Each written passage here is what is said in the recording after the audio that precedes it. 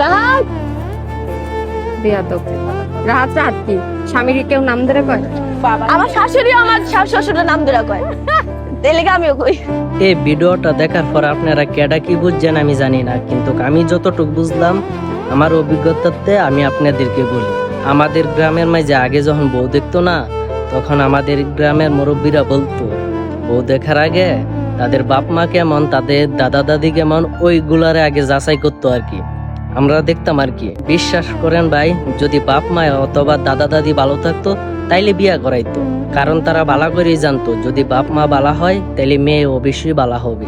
বিশেষ করে রাহাদের বাপ মাই খারাপ, তাইলে তারা কেমন হবে তাদের বিষয়ে বলার কিছু নাই। আর বিশেষ করে তাদেরকে বেয়াদব এমন মানুষই কইতেছে যার নাকি কিছুদিন পরে পরে লিঙ্ক ভাইরাল হয়, এমন মানুষই তাদেরকে জ্ঞান দিতেছে।